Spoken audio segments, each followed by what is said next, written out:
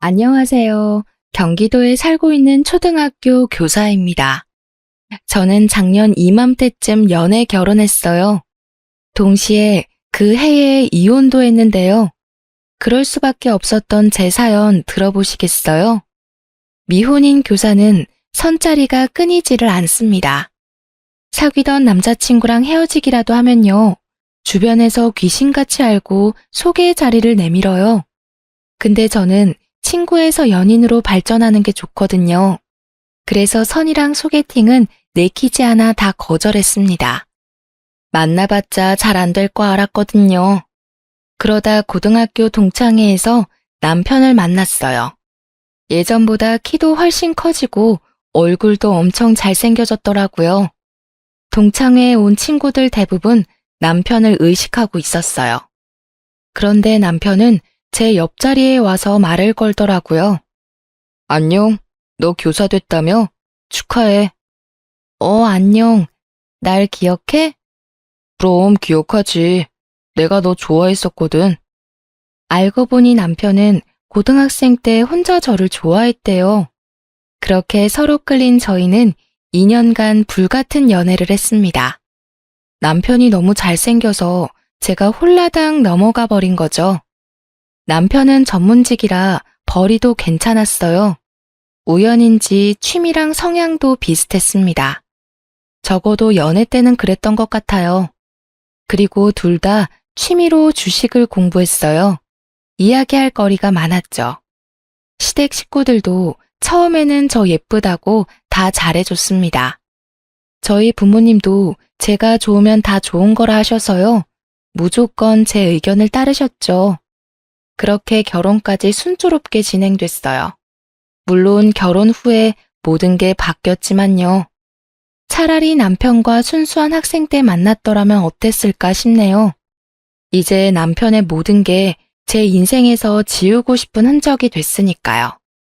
옳게. 친정이사 잘 도와주고 왔어? 부산까지 갔다 오느라 고생이 많았네. 네, 신경 써주셔서 감사해요. 근데 어쩌다 부산에 자리를 잡으신 거야? 서울이나 경기도 쪽에 계속 사셨으면 좋았을 텐데. 서로 불편하게 왔다 갔다 안 해도 되잖아.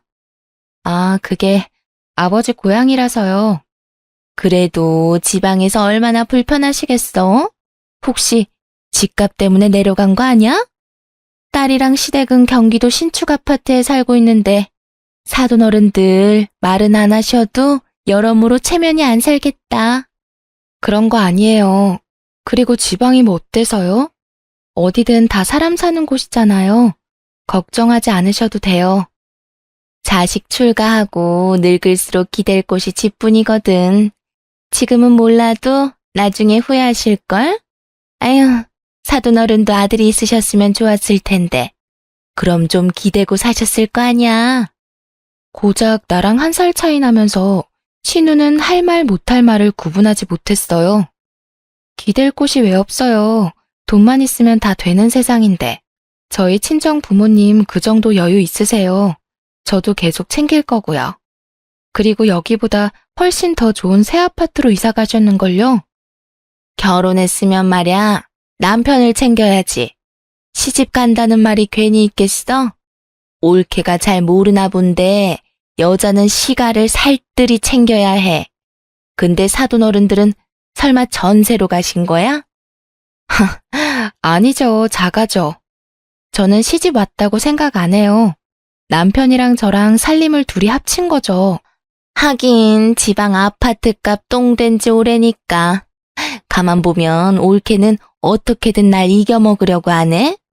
우리가 1살 차이라고 해도 날 공경해야지. 엄연히 윗사람이야. 남편 누나잖아. 앞으로 조심해줘. 신우의 꼰대 짓에 제가 반박하려는데 남편이 말했어요. 누나, 미안한데 지금 장인어른 장모님 땡땡 아파트에 사셔. 진짜? 거기 브랜드 아파트잖아. 지방이라서 저렴하게 내놨나? 모르는 소리마 누나. 거기 부자 동네야. 나도 처음에 지방은 아파트 전부 저렴할 줄 알았거든? 아닌 곳도 있더라. 똑같이 비싸. 가보니까 엄청 좋더라. 그래봤자 지방이잖아. 머지않아 똥값 될걸? 아니, 너는 왜 여자들끼리 대화하는데 끼어들어? 형님, 아무리 제가 편하셔도 말씀 좀 가려서 해주세요. 저희 엄마 아빠 걱정은 해도 제가 하고요. 형님은 시댁 걱정만 하시면 될 것 같아요. 어머님이랑 아버님 주택 오래됐잖아요. 리모델링이라도 해드려야 할 텐데 생각해 보셨어요? 남편은 또 자기 누나라고 제게 바로 화를 냈어요. 당신 미쳤어? 시댁이 우스워? 리모델링? 우리 집 보고 그런 생각했어? 그리고 우리 누나랑 1살 차이라고 윗사람 대접 안 하겠다는 거지? 방금 못 들었어? 형님이 여자들 일에 끼어들지 말아잖아. 난 형님이 친정 걱정해 주시니까 나도 걱정돼서 하는 말이잖아. 신우는 뭐라 반박도 못 하더라고요. 제가 한 방 먹였죠. 물론 그날 이후 신우의 시집살이는 더 심해졌어요. 한 번은 신우가 제 가방에 시비를 걸더라고요. 옳게. 가만 보면 명품이 꽤 있다. 그 가방은 또 어디서 난 거야? 아, 짝퉁? 퀄리티는 좋네. 아, 이거요? 무슨 소리예요? 당연히 백화점에서 샀죠. 백화점에서 샀다고? 쥐꼬리만한 월급으로 어떻게 산 거야? 야, 너가 사줬냐? 남편은 한심하게 코를 후비며 말했습니다. 미쳤냐? 내가 돈이 어딨어. 보너스 받은 걸로 샀어? 아니, 옳게. 보너스를 받았으면 모을 줄 알아야지. 교사가 그렇게 사치스러우면 학부모들 다 욕해. 제가 남편 졸라서 산 것도 아니고요. 내 돈으로 내가 샀는데 굉장히 듣기 불쾌했죠. 에이, 형님. 요즘 그런 시대가 아니라서요. 괜찮아요. 능력도 안 되는데 명품으로 스트레스 풀려 하지 마. 그거 다 부질없다. 사실 백화점 가방이나 보세 가방이나 질은 비슷하잖아. 같은 교사들 품격 낮추지 말고 검소한 모습으로 다녀. 형님은 명품이 싫으세요? 아무래도 너무 비싸죠. 근데 비싸긴 해도 한 번 사면 오래 들 수 있어서 좋아요. 그리고 샤테크라고 요즘은 가방으로도 수익을 남기는 세상이잖아요. 아, 형님이 교직에 안 계시니 잘 모르시나 봐요. 교무실 오면 깜짝 놀라시겠다. 제 동료 교사들도 보너스 받을 때마다 1년에 하나씩은 구매들 하거든요. 지금 나 무시하는 거야? 내가 공부방이나 운영하고 있다고 무시하는 거지? 그럴 리가요. 저는 그냥 됐어. 난 신랑이 명품 사준다고 해도 거절하는 사람이야. 올케랑 다르다고. 그깟 가방 얼마나 한다고? 돈이 없어서 안 사는 게 아니라 사치를 하기 싫은 거야. 공부방에 오는 학부모들 내가 명품 들고 있으면 말이야. 얼마나 질투하겠어. 아니, 제가 제 돈으로 가방 하나 못 살 경제력은 아니거든요. 사실 취미로 주식을 하고 있는데 수입이 꽤 짭짤해요. 교사 월급은 잘 모으고 있고요. 주식 수익은 따로 통장 만들어서 여행 가거나 가방 구매해요. 남편도 주식을 하는데 제 덕에 부수입 많이 챙기고 있고요. 그 부분은 월급이 아니니 당연히 서로 터치를 안 해요. 근데 제가 명품 쓴다고 형님이 더 난리인 거죠. 저는 그런 부분까지 설명하고 싶지 않아 남편을 째려봤습니다. 신우도 남편을 째려보더라고요. 평소랑 달리 중간에서 가만히 있으니까요. 남편은 시댁 식구들 앞에서는 주식 이야기를 꺼려해요. 그래서인지 이 상황을 모른 척했어요. 누나 말이면 꿈뻑 죽는 사람인데도요. 그러다 얼마 뒤였어요. 사촌 언니랑 명품 매장에 갔는데 신우이를 딱 마주쳤습니다. 이거랑 또 이거 이렇게 4개로 분할 결제 좀 해주세요. 네, 고객님 결제 도와드리겠습니다. A카드는 30만 원, S카드는 15만 원. 가만 보자. 형님, 옳게? 나도 한번 와봤어. 신랑이 하도 사라고 해서. 옆에는 누구? 아, 사촌 언니요. 언니가 가방 예약한 게 있다고 해서요. 그래? 안녕하세요. 네, 안녕하세요. 그때 사촌 언니가 예약을 걸어둔 가방을 다른 직원이 들고 왔습니다. 예쁘네요. 일시불로 결제해주세요. 그때 신우 담당 직원이 말했어요. 고객님, 죄송하지만 카드가 전부 한도 초과입니다. 그럴 리가요. 다시 해보세요. 아까 말한 대로 긁은 거 맞아요? 혹시 금액을 다르게 입력한 거 아니에요? 순서대로 천천히 해보세요. 사촌 언니랑 제 앞에서 신우는 민망한 상황이 연출됐죠. 신우는 얼굴이 벌개져서 직원에게 작은 목소리로 다그쳤어요. 함께 있던 제 사촌 언니는 참지 못하고 푹 하고 터져버렸습니다. 신우가 들었는지 저를 살짝 째려보더라고요. 저는 모르는 척 안 들리는 척 했어요.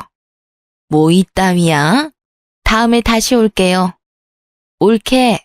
난 마음에 드는 게 없어서 먼저 갈게. 네, 들어가세요. 뭐야? 저 여자 너 괴롭힌다던 그 신우 맞지? 카드를 도대체 몇 개 내민 거야? 뭐 다 한도 초과야? 혹시 저렇게 창피당했다고 괜히 또 나중에 너한테 시비 거는 거 아니야? 아니야, 내가 뭘 했다고. 아무것도 안 했는데. 근데 사촌 언니 말이 맞았어요. 여보, 일요일 날 말이야. 누나한테 좀 가봐. 왜? 나 바빠. 월요일 참관 수업 있어서. 누나 공부방 좀 가서 보라고. 시간 되지? 무슨 소리야 그게. 내가 왜? 교사 겸직 안 되는 거 몰라? 몰래 도와주면 되잖아. 누나 그날 일 있대. 고급 인력 이때 한번 써먹어야지. 뭐? 고급 인력? 장난이라도 그딴 말 하지 마. 기분 나쁘니까. 아이씨, 그럼 대청소라도 좀 가서 도와주던가. 뭐라고? 내가 잘못 들었나? 나 출장 가는데 내가 못 도와주니까 너라도 도우러 가야지. 자기는 뭘 그렇게 당연한 듯이 얘기해? 당연한 일이지. 가족이잖아. 내가 왜 일요일까지 일을 해야 해. 그것도 먼지구덩이에서. 부탁해도 안 들어주긴 할 건데 너 지금 명령하는 거야? 야, 그럼 우리 누나 불쌍하게 혼자 청소하게 두라고? 하나도 안 불쌍하거든? 사람 쓰면 되잖아. 사람 쓰면 돈 들잖아. 너 진짜 이기적이다. 너 때문에 남편이 혼나는 건 아주 괜찮지? 우리 누나 뒤끝 엄청 심하단 말이야. 명품 매장에서 우리 누나 비웃었다며. 그거 가지고도 날 얼마나 잡은 줄 알아? 네가 돈 써서 일하는 사람 보내. 어디 나한테 그딴 소리라고 있어? 누나는 무섭고 난 안 무서워? 나도 뒤끝 심해. 나랑 이혼하고 싶니? 그리고 내가 뭘 비웃어 형님이 그렇게 말하디? 난 가만히 있었어. 오히려 민망하실까봐 모르는 척했고. 알고 보니 신우는 명품백 사건 때문에 제게 앙심을 품은 듯 했어요. 아마 저를 골탕 먹이려고 남편을 닥달했나 봐요. 이혼이라는 말에 남편은 또 깨갱하더군요. 그 나이 먹고 누나가 무서워? 가만 보면 자기 진짜 웃겨. 누나 앞에서 찍소리 못하고. 됐다. 내가 대신 못 간다 말할게. 남편은 옆에서 안 된다고 말렸지만 저는 곧장 신우에게 전화를 걸었죠. 형님, 저 못 가요. 남편도 출장 가고요. 앞으로도 그런 부탁은 못 들어드려요. 서로 불편한 일 없었으면 좋겠어요. 다짜고짜 전화해서 뭐 하는 거야? 통화 예절 안 배웠어? 옳게 나한테 그딴 식으로 해도 돼? 보자 하니까 내가 우스워? 형님이야말로 제가 우스우세요? 아시잖아요. 교사 겸직 안 되는 거. 근데 저보고 공부방 애들을 가르치라고요? 무슨 경우인가요? 그깟 교사 뭐 그렇게 대단하다고. 가르치는 일 다 똑같아. 나나 너나 똑같은 거라고. 네가 뭐 그렇게 잘났는데? 반말하지 말아주세요. 지금은 많이 흥분하신 것 같네요. 끊을게요. 끊어봐 어디? 시집살이 제대로 당하게 해줄 테니까. 네? 끊어보라고. 저는 그냥 전화를 끊었어요. 신우는 대놓고 시집살이를 예고했지만요. 지금까지 한 건 시집살이가 아닌가 싶었죠. 아버지, 생신 축하드려요. 고맙다. 근데 네 안사람은? 거의 다 왔대요. 오늘 학교에 일이 있었나 봐요. 아버님, 어머님, 저 왔어요. 왔냐? 나름 급하게 뛰어왔지만 시아버지께서는 시큰둥하게 인사를 하셨어요. 이런 날에는 꼭 아니 너는 예뻐할래도 예뻐할 수가 없다. 일찍 오면 좀 좋니? 너 기다리느라 음식 다 식었어. 에이, 방금 식사 시작하시려고 한 거 아니에요? 어머니 너무 그러지 마세요. 저 엄청 달려왔어요. 아직 음식도 다 따끈따끈한데요. 우와, 전부 다 맛있어 보여요. 냄새도 좋고요. 역시 어머니 솜씨. 안 먹어봐도 벌써 배불러요. 어머니 진짜 고생하셨겠어요. 제가 많이 무뚝뚝해요. 그래도 나름 애교 가득한 목소리를 냈어요. 시어머니를 달래보려고요. 그런 저를 보고 시어머니는 못마땅한지 혀를 차셨어요. 저는 민망해서 얼른 남편 옆에 앉았어요. 남편도 귓속말로 한마디 하더라고요. 일찍 또 온다. 그것도 빈손으로. 일부러 늦은 것도 아닌데 너무 서운했죠. 하지만 최대한 밝게 저는 시아버지께 인사했어요. 아버님, 생신 너무 축하드려요. 옳게. 너무 빈손으로 축하드리는 거 아니야? 저 안 그래도 가방에서 봉투를 꺼내려는 그때였어요. 제게 시모가 밥 공기를 내밀었어요.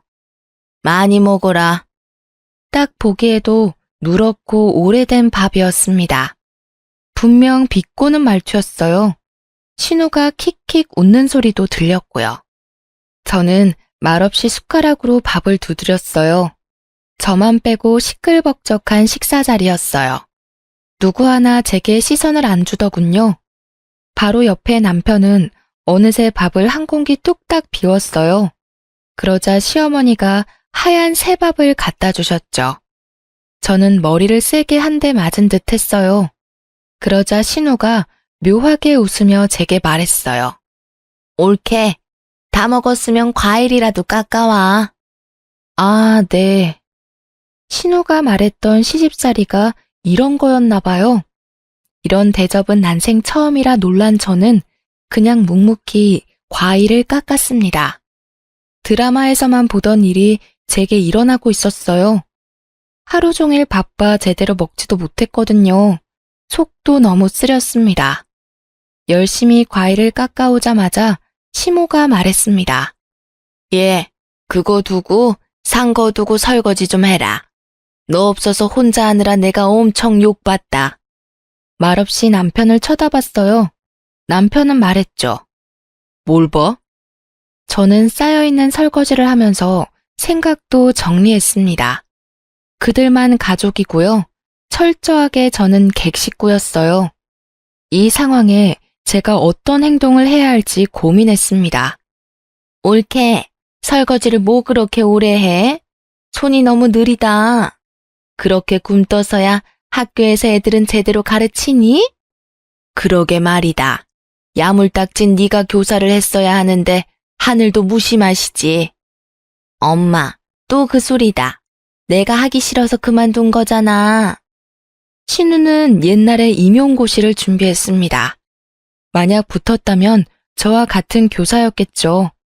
남편 말로는 계속 시험에 떨어졌대요. 그래서 공부방을 차린 거죠. 저는 빨리 집으로 돌아가고 싶었어요. 이 사람들이 저를 어디까지 모욕하나 싶었죠. 근데 옳게, 진짜 선물은 없어? 왜 빈손이야?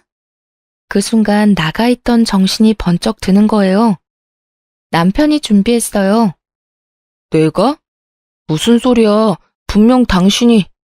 자기가 준비했잖아. 며느리가 아니라 아들이 준비하는 게 맞잖아요. 시부는 이 상황이 언짢은지 방으로 들어가셨어요. 아니 얘, 웃긴다. 결혼했으면 네가 준비해야지 왜 남편한테 밀어? 두 분 여행 보내드릴 거예요. 남편이요. 야, 그게 뭔 소리야, 상의도 없이. 당황한 남편의 얼굴을 보고 저는 인자하게 웃었어요. 우리 이번에 매수했던 주식 3배 가까이 올랐잖아. 너 그걸 왜 여기서 말해? 어머, 그랬어? 아버지 있을 때 진작 말하지. 시어머니는 바로 목소리가 바뀌었습니다. 네, 당신 국내 여행 보내드릴 거지? 어디가 좋을까? 여수? 경주? 제주도? 우리 그때 의논했었잖아. 기억 안 나? 야, 사실 나는 일찍 발을 빼서 얼마 못 건졌어. 뭐? 아니, 그럼 올케는 수익 났어? 네, 뭐 저는. 됐네. 그러면 며느리가 보내주면 되겠네. 네?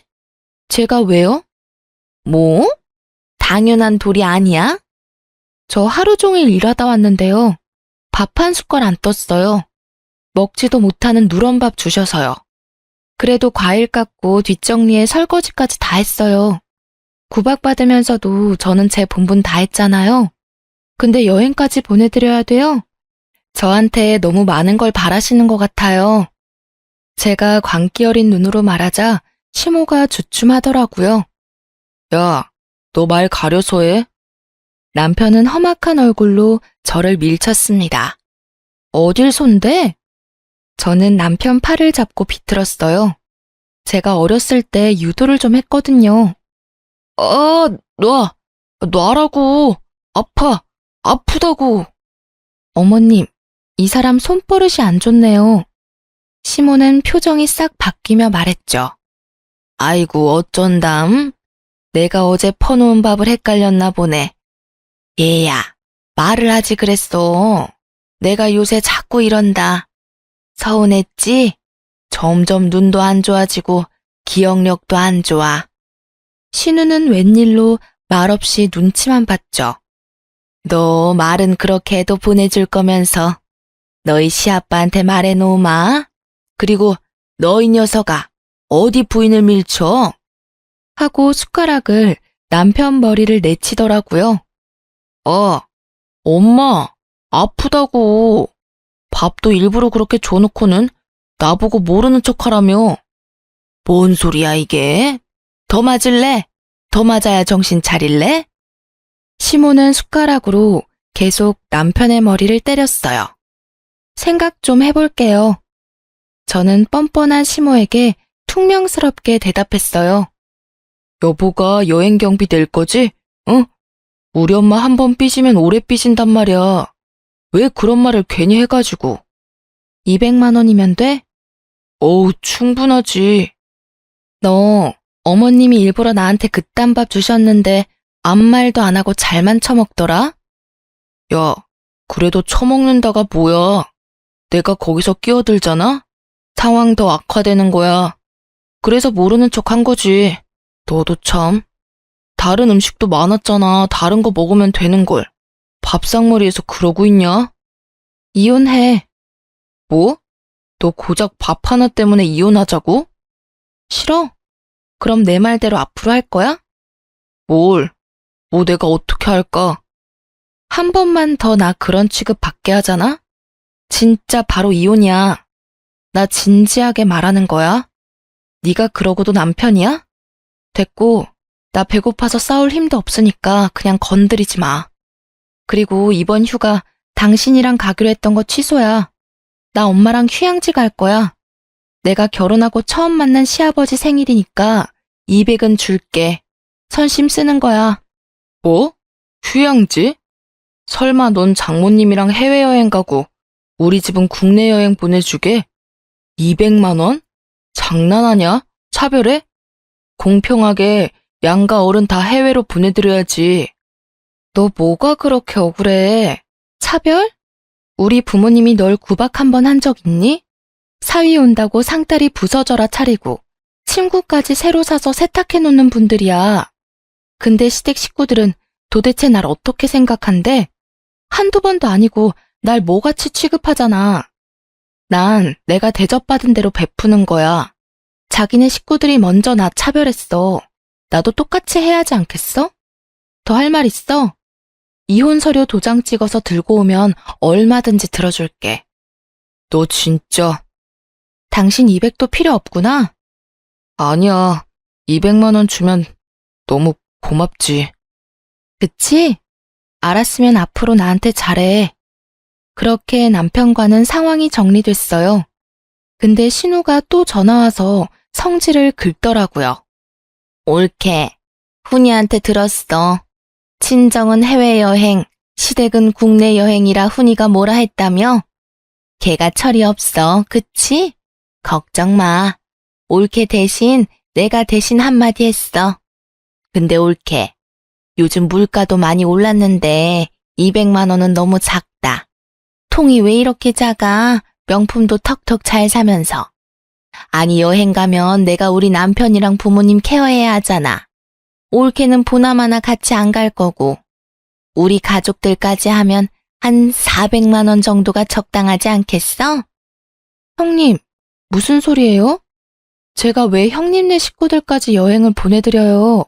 저 부자 아니에요. 어머님 100만 원, 그리고 아버님 100만 원 쳐서 드린 거고요. 형님 식구들 여행은 따로 가셔야죠. 그리고 만약 200만 원보다 돈이 더 들면요.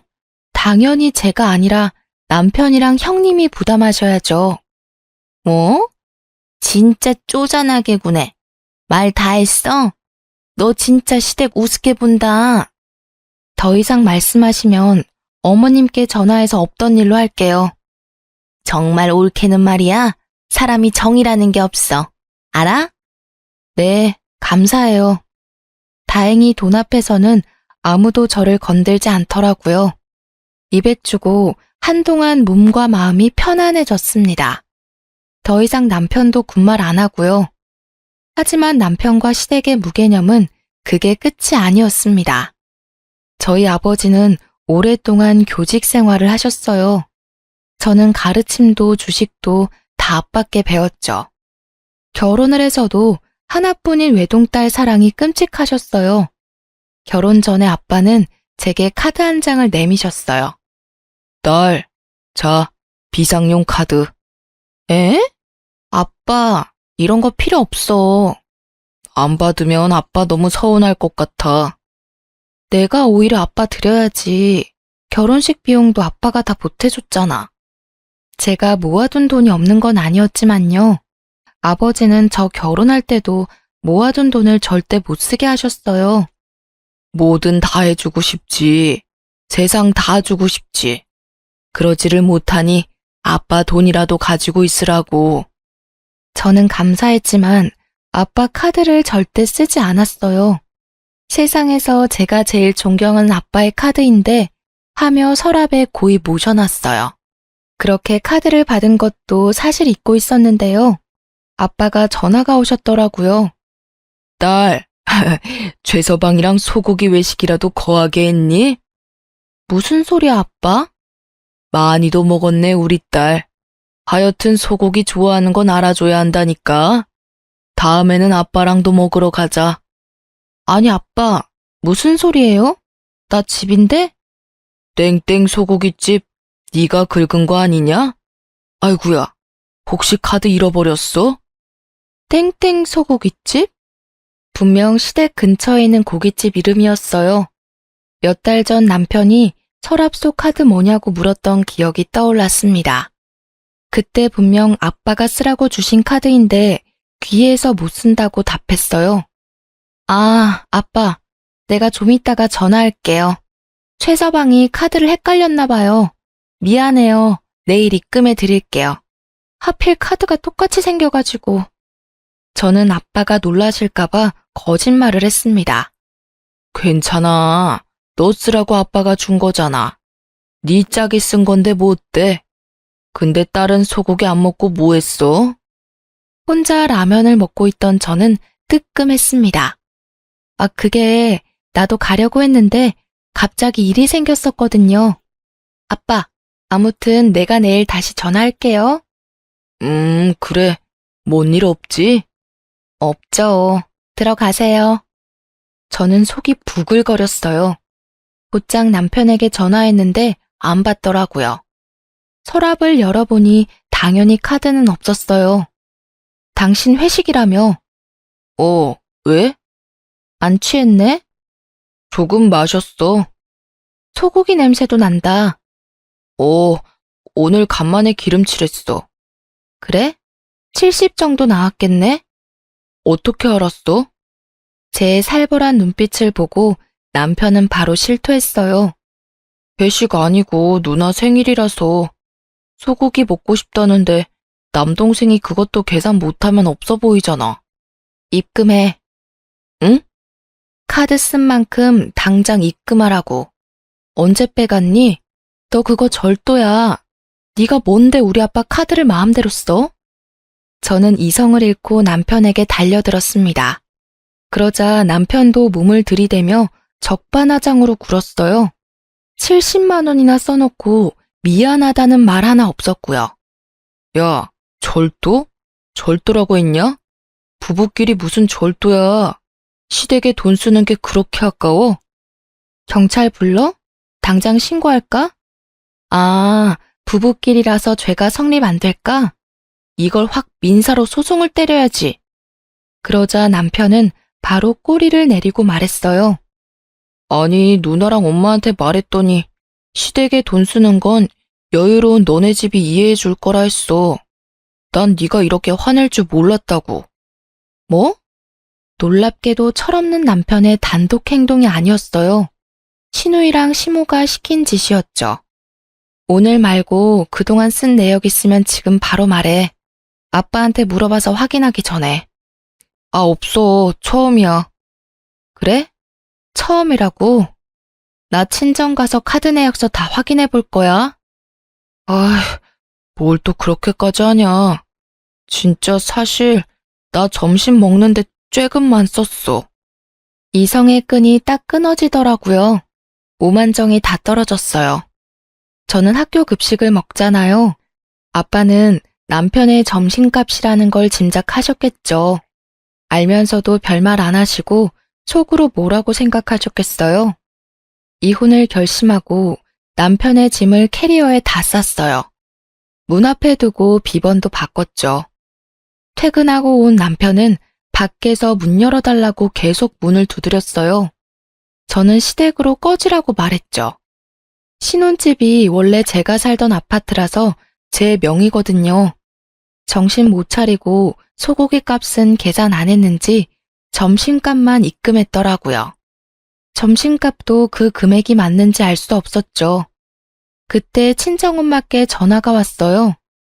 너 아빠 내일 생신인데 알고 있니? 아, 어떡해 엄마. 하도 정신이 없어서. 으이그, 깜빡했지? 그래서 엄마가 미리 비행기 예약해놨어. 너 보고 싶다고 아빠가 요새 계속 말했거든. 너가 비행기랑 식당 예약했다고 말했으니까 식당은 너가 알아볼 거지? 엄마 진짜 미안해. 내가 잘 준비할게. 전화를 끊고 저는 남편이 들어올 수 있게 문을 열어줬습니다. 네가 잘못한 게 뭔지 알아? 남편은 침묵하더군요. 내일 아버지 생신이야. 나 보러 오신대. 너 우리 싸운 티 절대 내지 마. 카드는 네가 헷갈려서 잘못 쓴 거라 말했어. 앞으로 한 번만 더 이런 일 생기잖아? 뒤도 안 돌아보고 이혼이야. 미안해. 고마워. 내가 잘할게. 소고기 값 대신이야. 알아서 맛집으로 잘 예약해. 당연하지. 장인어른 입맛은 내가 잘 알잖아. 마지막으로 주는 기회였어요. 그런데 남편이 데리고 간 곳은 허름한 기사식당이었습니다. 60세를 바라보는 장인어른과 장모님이 비행기 타고 왔는데요. 삐그덕거리는 플라스틱 의자에 앉으며 애써 표정을 관리하셨어요. 올해 남편이 예약했는지 이미 백반이 차려져 있더라고요. 몇 개는 반찬이 말라 비틀어져 있었어요. 분위기 파악을 못하고 신난 남편은 조잘됐어요.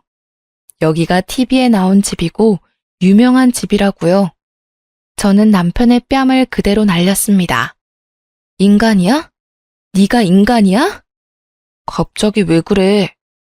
니네 누나는 우리 아빠 돈으로 소고기 처먹이고 우리 엄마 아빠는 여기 모셔?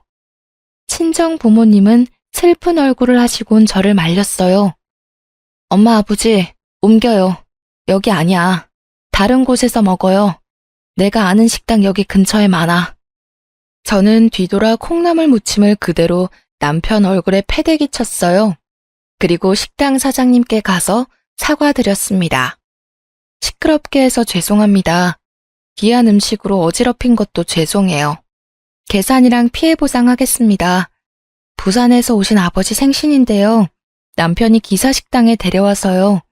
미리 차려주셨는데 죄송합니다. 아가씨, 얼른 부모님 모시고 가봐. 으이그, 못났네, 못났어. 아주 부끄러운 줄 모르고 말이야. 계산은 예약한 사람한테 받아야지. 괜찮으니까 그냥 가세요. 기사식당 주인 할머니께서는 제 편을 들어주셨어요. 남편을 보고 혀를 차셨죠. 정말 쥐구멍이라도 숨고 싶었어요. 제가 이런데 부모님은 오죽하셨을까요? 한정식 집에서 한참을 두 분 다 말씀이 없으셨어요. 생신이신데 불편해서 식사도 제대로 못하셨죠. 친정엄마께서 어렵게 말문을 떼셨어요. 너무하네. 최서방도 참. 내가 돈도 빌려줬는데 그 돈은 어디다 다 쓰고는. 장인어른 모시는데 기사식당을 예약해? 그게 무슨 말이야, 엄마? 금방 갚는 데서 3달 전에 빌려줬는데 아직 아무 말 없네. 아빠도 알고 있으신지 엄마에게 말하지 말라고 고개를 저으셨죠. 얘도 알 건 알아야죠. 최서방 괘씸하잖아요. 엄마, 얼마 빌려줬어? 엄마는 머뭇거리시다 2천만 원이라 말씀하셨어요. 시기랑 금액을 보니 제가 귀뜸했던 주식을 매수한 시기였죠. 남편은 더 끌어모을 현금이 없어 친정엄마께 돈을 빌린 거였어요. 부모님은 식사만 하시고 다시 부산집으로 내려가셨죠. 호텔이라도 예약해 드린다니까. 아니야. 너 지금 마음 복잡한데 우리는 집에 가 있을게. 딸, 괜찮아? 엄마와 아빠는 제 걱정뿐이셨어요. 저 이혼할까 해요. 그러자 두 분은 말없이 저를 안아주셨습니다. 집으로 돌아간 저는 남편에게 따지지도 않았어요. 오히려 차분해졌죠. 2천만 원 이야기 들었어. 여보, 그게... 갚아. 딱 일주일 준다. 자기야, 나 지금 돈 없어. 식당도 내가 미안해. 생각이 너무 짧았어. 돈은 없고 최대한 맛집으로 찾은 거였는데 차라리 솔직하게 자기한테 예약해달라고 말할 걸 후회했어. 남편은 텅 빈 통장 잔고를 보여주며 싹싹 빌더라고요. 저처럼 적당히 하는 게 아니라 주식에 전 재산을 몰빵했더라고요. 아마 제 돈을 쓰면 된다고 생각했겠죠. 일단은 꼴도 보기 싫어서 남편에게 시댁에 가 있으라고 했습니다. 처분을 기다리라고 한 거죠. 남편은 또 용서할 줄 알고 얼굴이 피더라고요. 경제관념도 없고 개념도 없는 남편과 시댁, 지긋지긋했습니다. 남편이 시댁에서 출퇴근을 한 지 일주일쯤 지났고 저는 시댁과 시누이에게 전화했습니다. 보너스를 받아서 식사 모신다고 거짓말했죠. 신우랑 시모는 당연히 남편이랑 싸운 걸 알고 있었어요. 화해하기로 했냐고 좋아하더라고요. 땡땡 호텔 앞으로 오라고 말했더니 시댁 식구들이 이번엔 호텔밥 먹냐고 눈치 없이 들떠있더라고요. 신우는 자기가 와본 적 있다고 곧바로 주문하려고 했어요. 형님, 그래도 제가 모시는 건데요. 주문은 저한테 맡겨주세요. 미리 예약했단 말이에요. 어머, 옳게. 우리 오늘 코스 먹는 거야? 시누이는 조카들보다 더 좋아했어요. 시모와 시보 역시 좋은지 한박 웃음을 지었죠. 스프 준비해드리겠습니다. 미리 주문한 식전 스프가 나오자 다들 맛있게 먹더라고요. 어쩜 스프까지 특별한 맛이네. 옳게 드디어 정신 차렸나 봐. 그래, 시댁 사랑받으려면 이 정도는 해야지. 그동안 옳게 우리한테 너무 정없고 딱딱했던 거 알지? 괜찮아. 우리가 다 이해해. 이제 종종 이런 자리 가지자. 너무 좋네. 남편은 지은 죄가 있어서 안절부절 제 눈치를 봤습니다. 저는 신우에게 말없이 빙그레 웃어줬어요. 스프를 다 먹은 지 꽤 돼서 그릇이 말라붙고 있었어요. 다음 메뉴가 너무 늦어지자 다들 표정이 어두워졌습니다. 시아버지는 불편한 헛기침을 했죠. 그러자 시모가 말했습니다. 아니 얘, 음식이 늦어도 너무 늦다. 말해야 하는 거 아니냐? 시모는 저를 닥달했어요. 저는 기다렸다는 듯이 자리에서 일어났습니다. 옳게, 내가 말할게. 앉아, 교양 없어 보여. 엄마, 아빠, 여기 호텔이잖아요. 하나하나 준비하면 시간 좀 걸려요. 저기요? 저는 그만 웃음이 터져버렸죠. 맛있게 드셨어요? 이제 다 드셨으면 일어나야죠. 무슨 소리야, 옳게. 우리 스프밖에 안 먹었는데. 네, 제가 스프만 예약했으니까요. 왜요? 더 드시게요? 기다려도 뭐 더 안 나와요. 스프는 제가 계산 다 했고요. 드시고 싶음 알아서 더 주문해서 드세요. 여기 스테이크 맛있거든. 당신이 주문해 드려. 근데 괜찮아? 여기 엄청 비싸. 자기 알거지잖아. 남편은 울그락불그락한 얼굴로 제게 말했습니다. 너 지금 뭐 하는 거야? 1억이야? 진짜 이런다고? 내가 다 사과했잖아. 아버님, 어머님, 어떡해요? 그이가 돈이 없대요. 그래도 제 덕에 호텔에서 스프도 드시고 아주 호강하시네요. 조카들은 배고프다고 징징거리기 시작했어요. 엄마, 스테이크 먹는다며. 배고픈데 언제까지 기다려? 조용, 잠시만 기다려. 비싸면 얼마나 비싸다고? 신우는 메뉴판 금액을 보고 놀라서 닫았어요. 그러더니 제게 소리를 꽥 질러댔습니다. 옳게. 아니야. 보자 하니까 너 지금 뭐 하는 짓이야? 어른들 여기까지 다 불러서 말이야. 지금 장난해? 시모도 가격 보고 놀라 주섬주섬 우는 조카들 옷을 입혔어요. 시부도 기가 찬 얼굴로 저를 바라보더니 나갈 채비 하더군요. 사람들이 쳐다보니까 창피했겠죠. 저는 창피도 모를 만큼 통쾌했어요. 호텔 직원은 금방 달려와 신우를 저지했습니다. 죄송하지만 손님, 레스토랑 내에서 소란 피우시면 안 됩니다. 아니, 있어봐요. 야, 너 이리 와. 저는 차분하게 말했습니다. 왜요?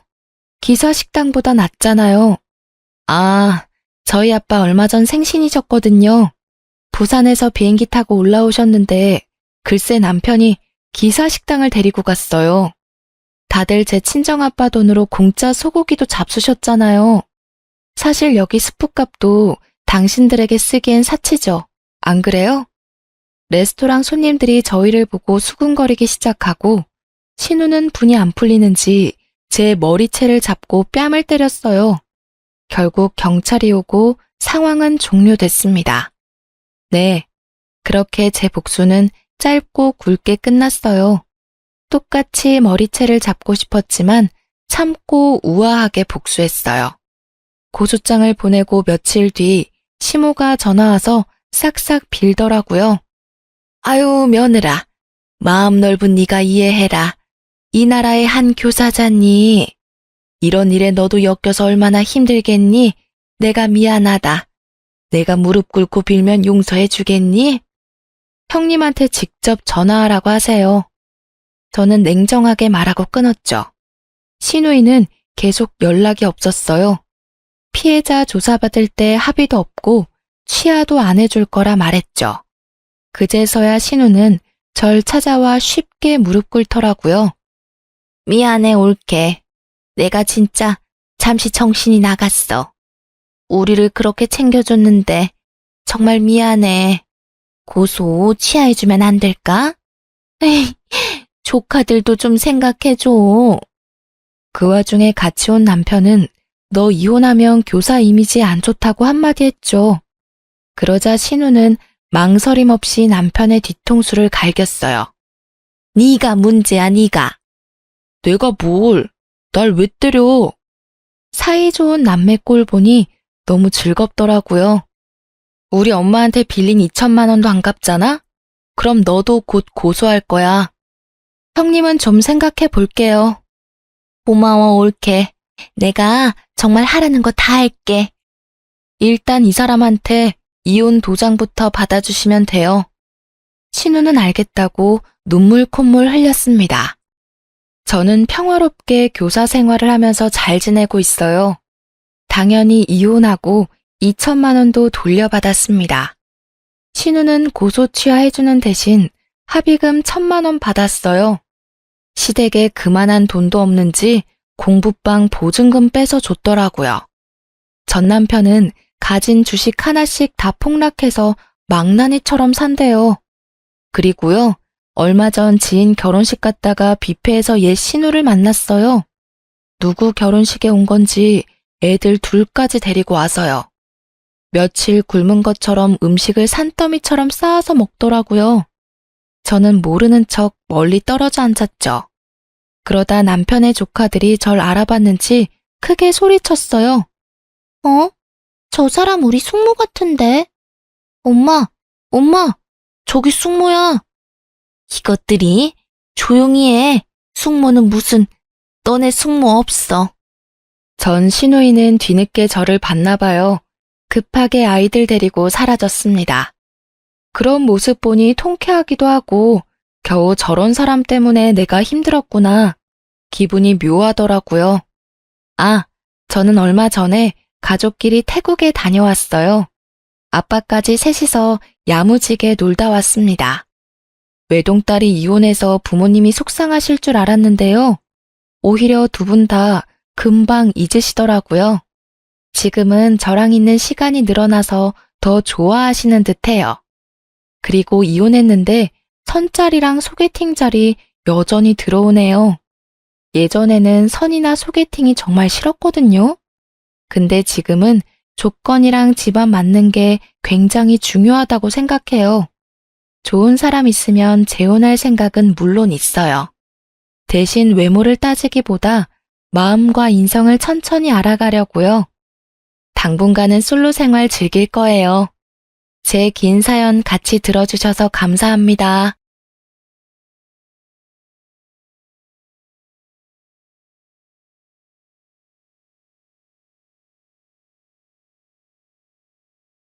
안녕하세요.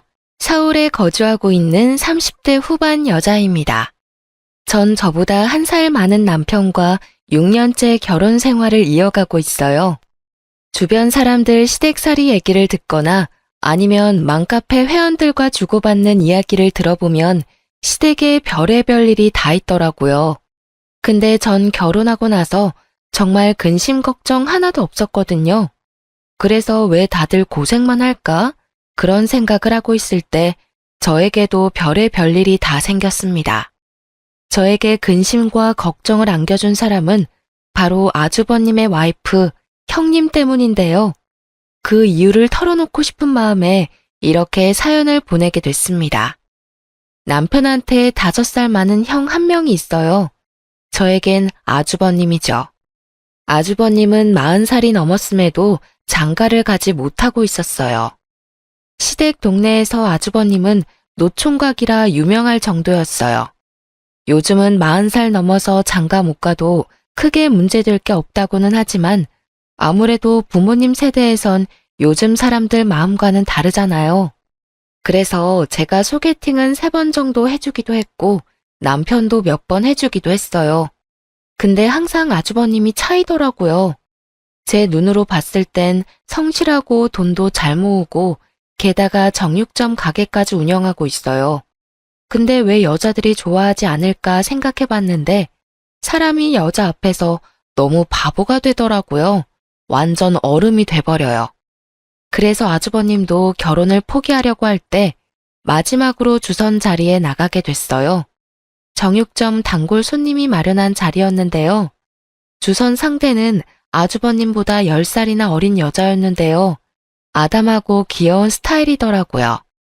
다행히 그 여자분도 아주버님이 마음에 들었나 봐요. 그렇게 3번 정도 데이트하고 아주버님이 이 여자를 놓치고 싶지 않아 바로 청혼을 했다고 합니다. 그렇게 저에게 어린 형님이 생겼어요. 아무리 저보다 어리다고 해도 형님 대우를 똑바로 해야 되겠다 싶어 제가 먼저 다가가고 친한 척을 했어요. 저도 저지만 형님도 나이 많은 동서 대하는 게 당연히 어려울 거잖아요. 제가 먼저 다가간 덕분에 형님도 저한테 쉽게 다가올 수 있었어요. 형님이 저희 가족이 된 이후 초반엔 정말 저한테 잘해주고 시댁 일도 먼저 나서서 하더라고요. 형님이 생긴 덕분에 제가 시댁에서 할 일이 반이나 줄어서 편했어요. 근데 시간이 지나면 지날수록 형님이 점점 변해가는 게 보였어요. 모든 일에 나서고 열심히 하던 형님은 180도 다른 사람이 돼버렸어요. 가족들과 있을 땐 본인이 직접 일을 다 하는 척하지만 저와 단둘이 있을 땐 일 하나도 하지 않더라고요. 오히려 저한테 설거지, 장보기, 음식 만들기 등 다 시키더라고요. 동서, 갈비찜 해야 하니까 마트 가서 갈비찜 재료 다 사와. 남편이 가게에서 갈비는 가져왔으니까 양념 재료만 사오면 될 거야. 그리고 잡채 재료랑 전 재료들도 사오고. 형님, 그 많은 걸 저 혼자 사오라고요? 형님도 같이 가셔야죠. 내가 하라면 좀 해. 내가 아무리 어려도 내가 형님이잖아. 내 말 당장 들어. 알겠어? 형님이 자꾸 절 시키는 일이 많아서 같이 하자고 말하면 본인이 형님이니 자기 말을 들어야 하는 거 아니냐면서 그런 말을 하더라고요. 제가 더 따지고 들면 나이 어리다고 무시하는 거냐는 식으로 말하기도 하고요. 그래서 전 묵묵히 제 할 일을 했는데요. 음식이나 설거지 이런 거 다 해놓으면 가족들 앞에선 본인이 다 했다고 거짓말까지 합니다.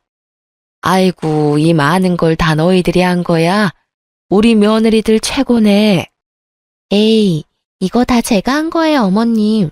동서는 옆에서 배우기만 했고요. 아, 그래. 우리 첫째가 최고다, 최고. 뒤늦게 우리 가족이 돼서 적응하기 힘들 줄 알았는데 이젠 알아서 척척 다 잘하는구나. 어머님은 그런 형님을 오구오구 이뻐하세요. 사실 어머님도 제가 다 한 걸 아는 눈치였어요. 어머님이 제 손맛을 분명 아시기 때문이죠. 그래도 형님이 기죽을까봐 칭찬을 해주십니다. 이런 일이 하도 많아서 전 집에서 엄청 울었습니다. 남편은 그런 절 달래주면서 안아줬네요. 내가 고생이란 고생은 다 하고 왜 다들 형님 칭찬만 하냐고. 당신이 고생한 거 다 알아. 근데 그 자리에서 형님 기죽일 순 없으니까 그렇게 한 거지. 뒤에선 엄마가 당신 고생한 거 다 알고 마음 아파해. 어린 형님 있는 것도 서러울 텐데 앞에서 형님이 그렇게 여우같이 행동하니까 얼마나 더 힘들겠냐면서. 다들 알고 있으니까 너무 속상해하지 마. 아무리 그래도 그렇지. 나이 어려도 그래도 형님이니까 내가 참아야지 생각하다가도 날 너무 아랫사람으로만 생각하는 형님 태도 때문에 참기 힘들어. 알아. 충분히 이해해. 다음에 이런 일 또 있으면 내가 안 참을게. 그러니까 이번만 참고 넘어가줘. 이럴 때마다 내 편을 들어주는 남편 덕분에 그래도 잘 넘어갈 수 있었어요. 그러던 어느 날 명절이 돼서 크게 일이 터진 적이 있어요. 원래 명절 때마다 시댁에서 싸움 한 번 터진다고 하는데 저희 시댁에서도 터질 줄은 몰랐네요. 사실 저희 시댁은 사이가 정말 좋은 편인데 형님이 저희 식구가 된 이후부터 부쩍 다툼이 늘게 됐었는데요. 그건 바로 형님의 질투 때문이었어요. 저희 부부는 맞벌이를 하고 있지만 아주버님 부부는 홀벌이로 생활하고 있어요. 원래 형님께서 시집 오기 전에 작은 네일샵 아르바이트로 일하고 있다고 들었어요. 형님 꿈이 결혼하면 전업주부로 생활하는 거였다고 하네요.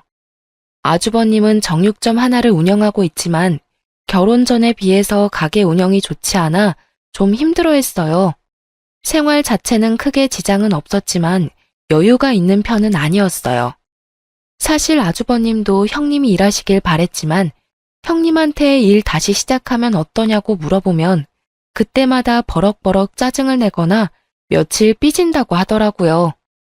한번 일 안 하기 시작하니까 그게 몸에 익숙해져서 그런지 일을 하기 너무 싫어한다고 아주버님께 들은 적이 있어요.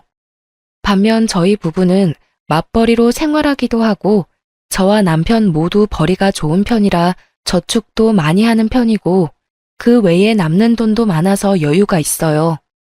그래서 명절이나 어버이날 같은 경우 저희는 시부모님과 친정 부모님께 항상 아낌없이 드리는 편이에요.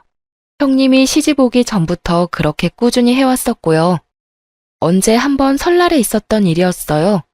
저희 부부는 설날이기도 해서 시아버님과 시어머님께 각각 용돈 30만 원씩 드렸어요. 이 말고도 가볍게 입을 수 있는 커플 셔츠 하나씩 사서 갔었습니다. 반면 아주버님 부부는 사과 한 박스를 사서 왔었는데요. 저희가 가지고 온 선물에 비해서 형님은 본인이 가져온 선물이 별게 없다고 느꼈는지 표정이 너무 안 좋아지시더라고요. 명절 외에도 항상 본인 부부가 갖고 온 선물과 우리 부부가 갖고 온 선물을 항상 비교하기 바쁘더라고요. 시부모님은 절대 비교할 분이 아니고요. 형님은 절 따로 불러서 혼까지 낼 정도였습니다. 동서, 어머님 아버님께 돈 드렸어? 얼마? 각각 30만 원씩 드렸어요. 왜요? 동서, 나 엿먹이려고 일부러 그러는 거지? 그렇지. 그게 무슨 말씀이세요? 우리 부부는 항상 과일 세트 이런 것만 가져오는데 동선의 부부는 용돈이며 명품 옷이며 이것저것 알차게 챙겨오잖아. 우리 부부 형편 뻔히 알면 우리 수준에 맞춰서 좀 적게 가져와야 하는 거 아니야? 알고도 이렇게 가져온 거면 동서 정말 나쁜 건데? 형님, 시부모님께 드리는 건데 왜 형님의 형편을 생각해야 하는 거예요? 원래 형님이 오시기 전부터 용돈은 꼬박꼬박 챙겨드리고 있었어요. 내가 비교당할 거라는 생각 안 해봤어?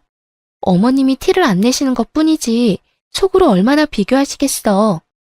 형님, 어머님 그러실 분 절대 아니에요. 그리고 어머님이 워낙 과일 좋아하시는 분이라 저한테 형님 칭찬 엄청 하시고요. 나 생각해서 과일 챙겨주는 형님이 너무 이쁘다면서요. 가식 전에 속으로는 날 얼마나 하고 있을 거야. 말이 너무 지나치세요. 말 좀 가려가면서 하세요, 형님. 뭐야? 지금 나한테 대드는 거야? 어? 이런 식으로 형님이 절 잡는 날이 많았어요. 본인이 조금이라도 기죽는다 싶으면 제 기를 죽이려고 엄청 애를 쓰시더라고요. 그래서 그런 형님 때문에 스트레스가 이만저만 아니었는데 그런 형님의 모습을 시어머님께서 알게 됐었는데요. 이게 무슨 소란이야? 첫째야, 너 지금 둘째한테 뭐 하는 짓이니? 어머님. 아니, 좋은 날에 가족끼리 모인 자리에서 왜 둘째 기를 죽이고 그래? 무슨 일인데 그래? 어머님께서 형님이 저한테 한 소리 하는 현장을 목격하셨어요. 어머님의 언성이 높아지자 방 안에 있던 아버님, 아주버님, 남편 모두 거실로 나오게 됐는데요. 어머님이 처음으로 자신한테 언성을 높이자 형님이 몹시 당황한 눈치였어요. 좀 그렇잖아요. 동서는 어머님, 아버님께 꼬박꼬박 용돈 챙겨주고 있는데 저만 꼴랑 사과 한 박스 이렇게 챙겨주고 그러는 게 속상했어요. 동서가 눈치 없이 이렇게 행동하는 게 얄미워서 그랬어요. 넌 어쩜 철이 없어도 이렇게 철이 없을 수가 있어? 난 물건으로 사람 평가하고 그러는 거 절대 없다. 근데 넌 왜 물건으로 사람을 평가하니? 왜 선물로 등급을 매기려고 하냐 이 말이야. 난 너가 나 하나라도 챙겨주려고 하는 모습이 이뻤어. 근데 너가 이렇게 값어치로 선물에 등급을 매길 거라는 생각 전혀 못했다. 어머님 진짜 너무하시네요. 왜 저한테만 그러세요? 솔직해져 보세요.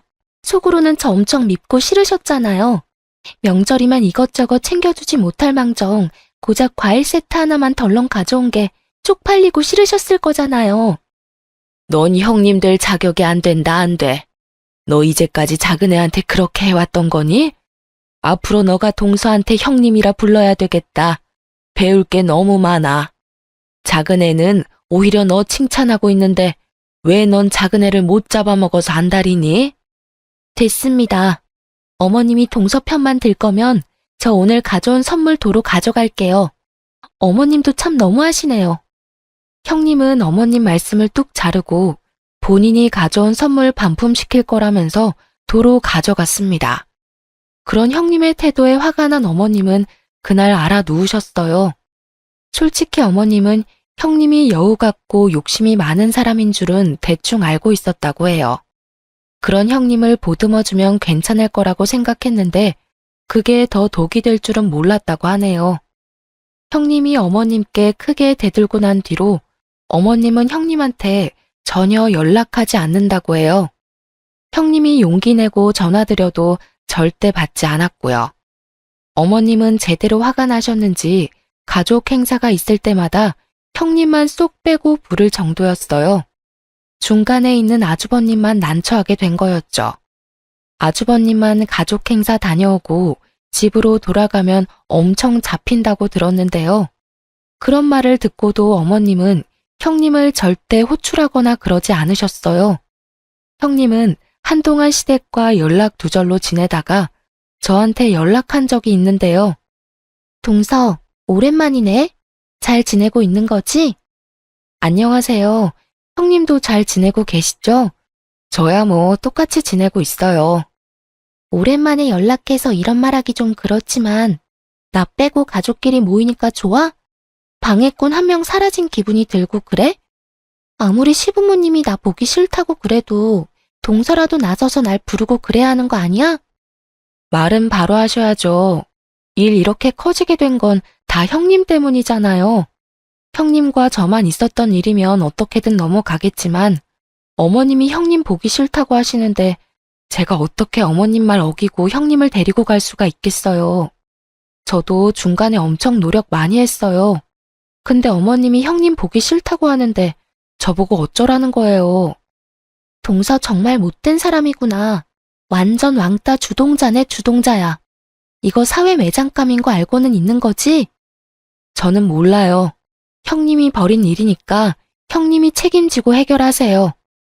이런 식으로 저한테 자주 전화해서 저보고 왕따 주동자라며 별 소리를 다 합니다.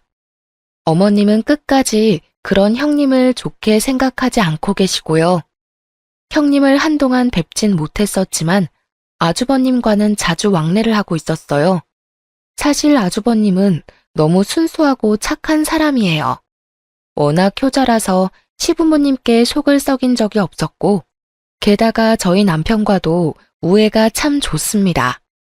그런 아주버님은 키가 크시고 덩치도 좋았어요. 키가 180cm이며 몸무게는 90kg 정도 나갔는데요. 그랬던 아주버님이 점점 말라가더라고요. 게다가 우리 부부 집에 놀러 오면 제가 직접 밥 한 상을 차려주는 편인데 그럴 때마다 밥 3공기씩은 뚝딱 해결해요. 예전엔 많이 먹어봤자 한 자리에서 1공기 반 정도 먹던 분이었는데 어느 순간부턴 3공기 이상은 드시니까 저와 남편은 요즘 무슨 일 있냐고 물어볼 정도였어요. 이렇게 많이 먹는데도 말랐으니 걱정이 될 수밖에 없잖아요. 아주버님은 절대 시부모님께 말하지 말라고 당부하며 저희 부부한테만 몰래 말한 얘기가 있어요. 형님께서 아주버님 수입을 전부 관리하고 있어요. 아무리 예전에 비해 수입이 많이 생기지 않지만 그래도 저축을 할 정도로 번다고 하셨어요. 근데 형님 씀씀이를 보면 절대 돈을 모을 수 없다고 해요. 사실 아주버님이 결혼하기 전까지만 해도 돈 엄청 모았던 걸로 기억하고 저축 왕이라고 불릴 정도로 알뜰살뜰했어요. 게다가 저희 부부보다 시부모님께 용돈을 많이 드린 분이었고요. 근데 형님과 결혼한 이후부턴 시부모님께 용돈을 단 한 번도 드린 적이 없을 정도로 힘들게 살고 있다고 합니다. 형님은 아주버님이 번 돈으로 본인을 위해서 쓰기 바빴다고 하는데요. 특히 일주일에 한 번씩은 꼭 비싼 네일아트를 받는다고 해요. 얘기 들어보니 형님이 네일 받는 곳이 유명인들이 많이 다니는 네일샵이더라고요. 게다가 유명한 마사지샵도 한두 달에 한 번씩은 꼭 간다고 합니다. 에휴, 나 지난달에는 대출까지 받아서 그 사람 성형까지 시켜줬다. 내가 와이프를 데리고 사는 건지 사춘기 딸내미를 데리고 사는 건지 이젠 모르겠다 정말로. 형, 제발 정신 차려. 제발 이혼 좀 해, 이혼. 이러다가 형 인생 망하게 생겼어. 이 사실 엄마가 알기라도 해봐. 그럼 우리 집 난리다 정말. 한동안 시부모님과 저희 부부를 안 보고 살던 형님은 결국 아주버님이 대출받은 돈으로 성형까지 했다고 합니다. 마음 약한 아주버님은 형님의 말을 그대로 따랐다고 하네요. 그런 아주버님은 저희 부부 앞에서 눈물을 보이고 말았습니다. 그동안 너무 힘들었고 이 얘기를 할 곳이 없어서 답답해서 미치는 줄 알았다면서요.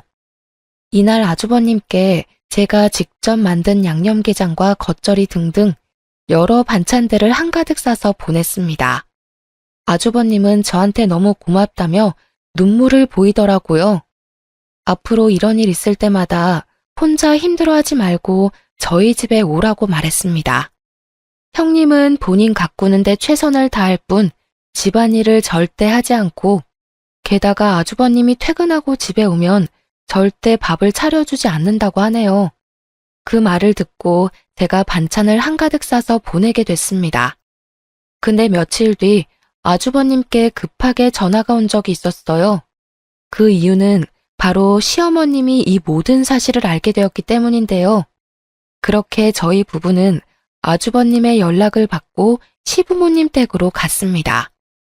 시부모님 댁에 도착하니 어머님께서 형님의 머리채를 잡고 있었어요. 너무 놀란 저는 이게 무슨 일이냐고 말렸는데요. 어머님, 이 손 놓고 얘기하세요. 이러다가 형님 머리 다 빠지겠어요. 작은 애는 빠져라. 이 독한 년이 우리 큰아들 죽이려고 한다, 죽여. 어머님, 제발 이 손 놓고 말씀하세요. 알겠으니까 제발이요.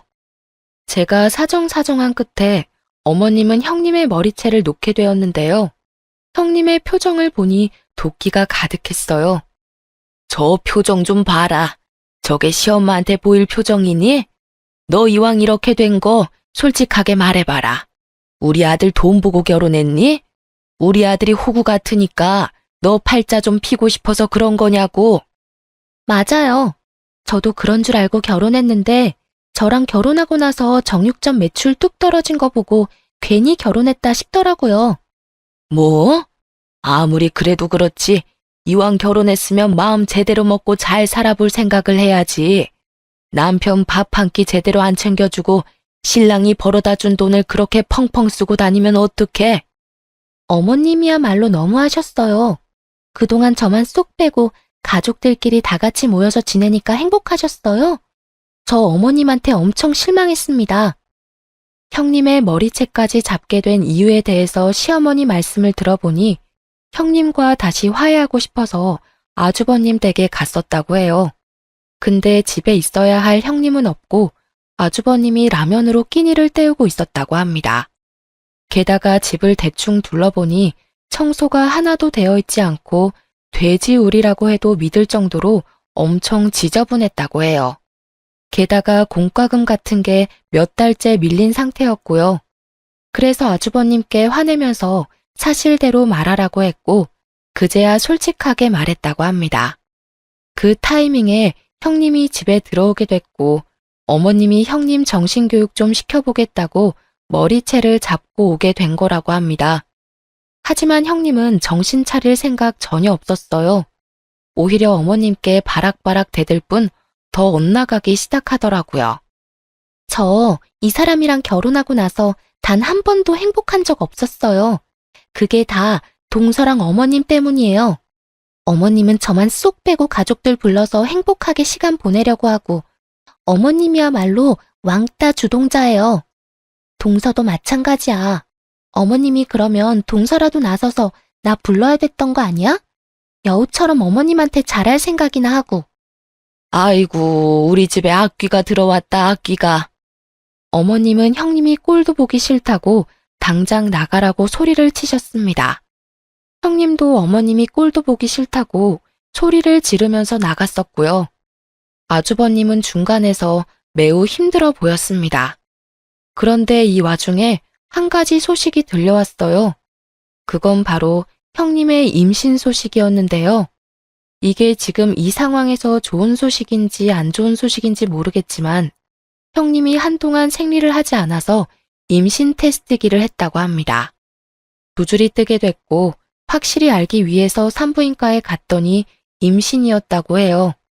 시어머님과 크게 다투기 전부터 생긴 아이였더라고요. 그 사실을 알게 된 아주버님은 좋기도 하지만 걱정이 되었다고 해요. 지금 둘이서 사는 것도 빠듯한데 아이가 생겼으니 더 힘들 것 같기 때문이었어요. 아주버님과 같이 임신을 하게 된 걸 알게 된 형님은 오히려 이 기회로 시어머님의 마음을 다시 사로잡으려고 한 눈치이긴 했는데요. 하지만 그렇다고 마냥 좋진 않은 것 같았어요. 아무래도 본인이 이제까지 돈을 펑펑 쓰고 놓은 버릇이 있다 보니 아이 때문에 이제 그러지 못할 거란 생각 때문이겠죠. 산부인과에 다녀온 뒤로 아주버님 부부가 시부모님께 찾아갔다고 해요.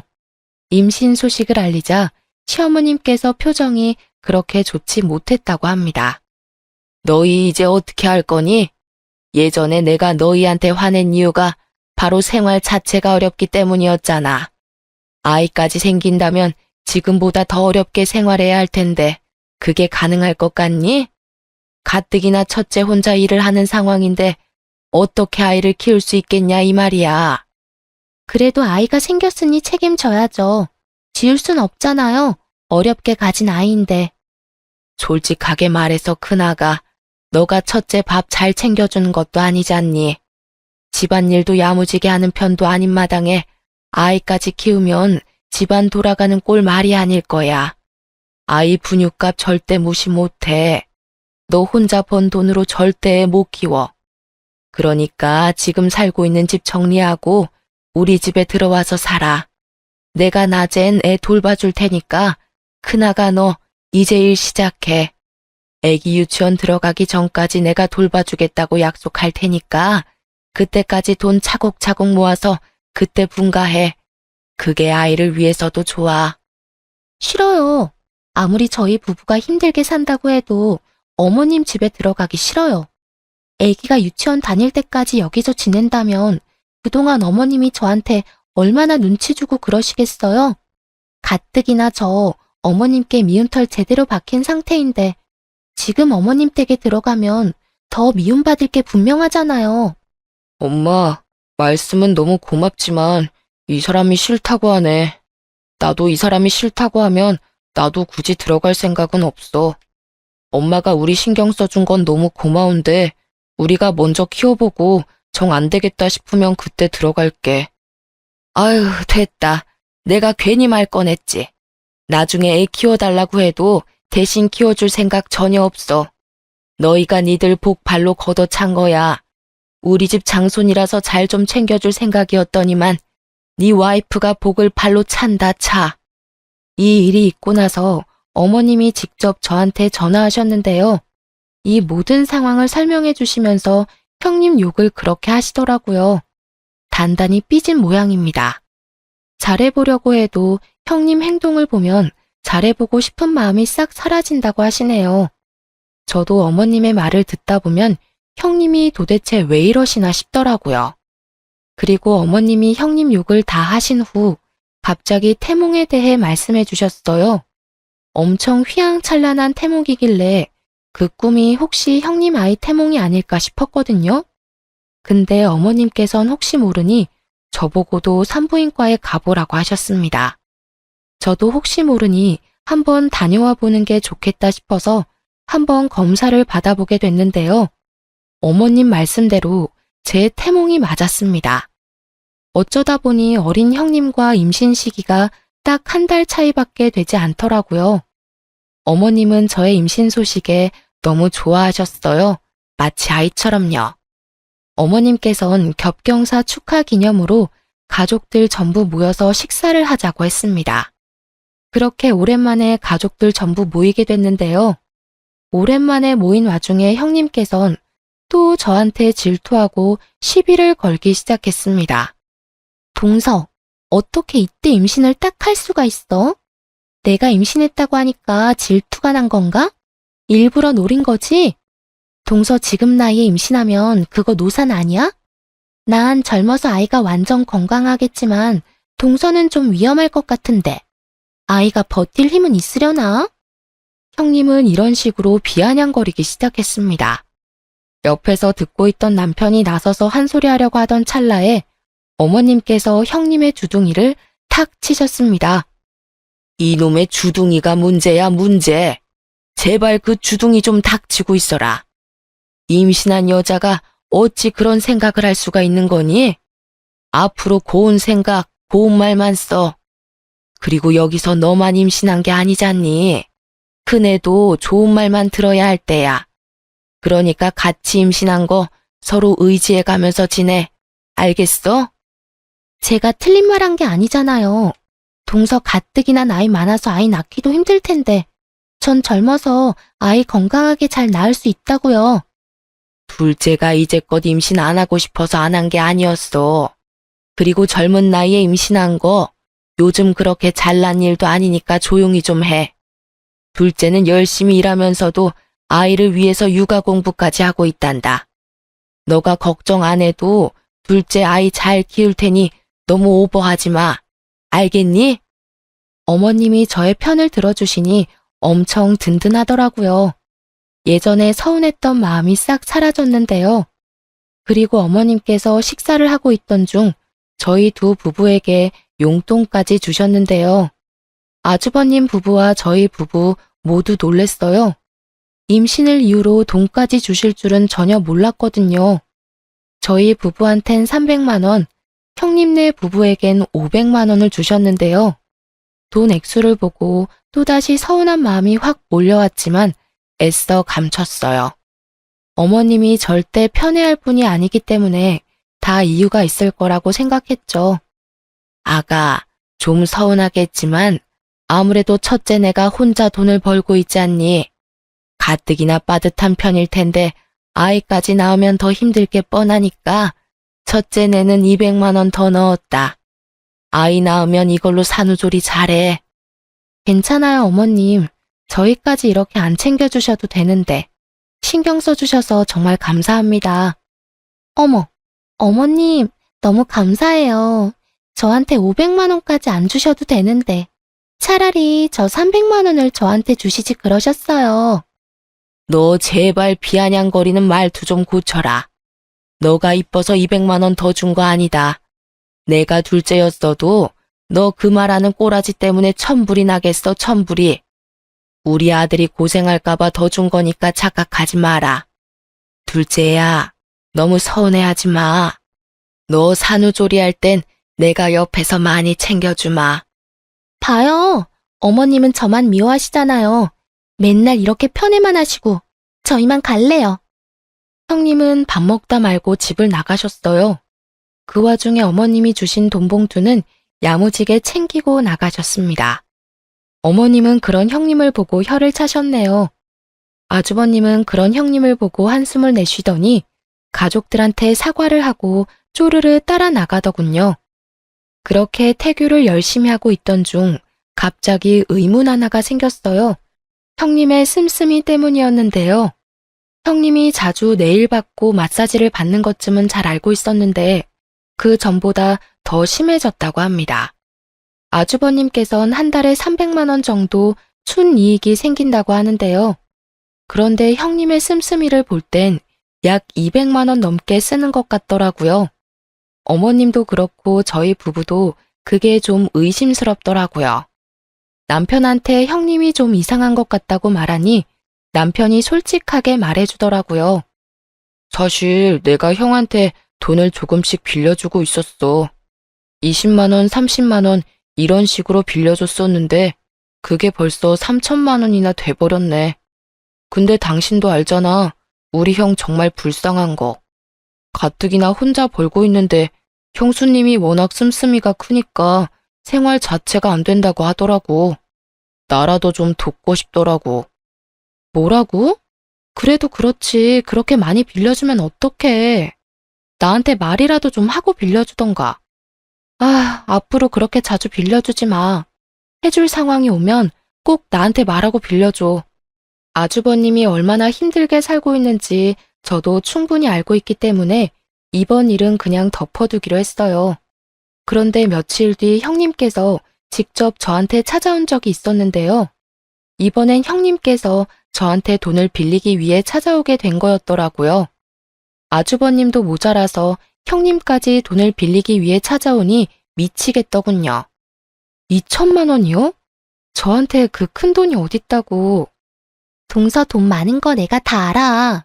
대기업 다니면서 2천만 원 돈 금방 모았을 거잖아. 게다가 동선의 친정 부자라며. 나 정말 급해서 그래. 딱 한 번만 빌려주면 안 돼? 도대체 그 큰 돈이 왜 필요하신 건데요? 이유 들어보고 빌려줄지 말지 결정할게요. 사실 우리 친정엄마 암이래. 그것도 자궁암. 동서도 알잖아. 내 친정 그렇게 사정 좋지 않은 거. 당장 수술비가 필요한데 내가 지금 당장 모아둔 돈이 없어서 말이야. 형님의 어머님께서 암에 걸렸다는 말에 마음이 약해지더라고요. 가뜩이나 형님도 임신한 상태라서 신경 쓸 게 한두 가지가 아닐 텐데, 그래서 전 마음이 약해져 돈을 빌려주기로 했습니다. 그 대신 차용증을 쓰기로 했어요. 형님은 저한테 정말 잘하겠다고 말하며 그 돈을 덥석 가져갔습니다. 근데 형님이 저한테 돈을 빌려간 다음으로부터 큰 사건이 터지고 말았어요. 형님께 돈을 빌려준 그 당일날 남편한테 형님께 돈을 빌려줬다고 말하며 형님네 친정 어머니가 암에 걸렸다는 사실도 같이 알려줬거든요. 남편은 좀 쎄한 것 같다면서 그 다음날 아주버님께 물어봤다고 해요. 우리 장모님 아주 건강하시지. 며칠 전에는 등산까지 하셨는데 암이랑 완전 거리가 먼 분이셔. 아주버님 말로는 절대 암에 걸릴 분이 아니라고 단호하게 말했다고 합니다. 그 사실을 남편이 바로 말해줬고요. 그래서 2천만 원은 도대체 왜 필요한 건가 알아보려고 했던 찰나에 며칠 뒤 시댁에서 소란스러운 일이 발생했어요. 시아버님께서 숨을 헐떡이며 당장 오라고 부르셨는데요. 그래서 저희 부부는 헐레벌떡 시댁으로 달려갔습니다. 시댁에 도착하니 어머님은 쓰러진 상태로 시름시름 앓고 계셨고 시아버님은 아주버님의 등짝을 때리면서 온갖 욕을 퍼붓고 계시더라고요. 미친놈아, 그것도 와이프라고 데리고 살았던 거냐? 아버님, 진정 좀 하세요. 무슨 일인데 그러세요? 둘째 애야, 네 형님 좀 어떻게 해봐라, 어? 너 형님 뱃속에 있는 아이가 첫째 애가 아니란다. 다른 남자랑 두 집 살림하고 있었다네. 그 남자 아이래. 아이고. 네? 그게 무슨 말씀이세요? 아주버님 아이가 아니라고요? 자세히 얘기를 들어보니 형님은 진작부터 다른 남자가 있었다고 해요. 결혼하고 난 뒤 중간부터 다른 남자와 바람을 피고 있었는데 그 남자와 살림까지 차렸다고 합니다. 그렇게 두 집 살림을 하고 있던 중 그 상간남의 아이를 가졌다고 하네요. 임신한 사실을 알게 된 후 아주버님이 다른 남자 애라는 걸 알게 될까봐 일부러 아주버님과도 잠을 잤다고 하네요. 그 말을 듣는데 어찌나 소름이 돋던지. 이 사실을 밝혀낸 건 다름 아닌 시어머니셨는데요.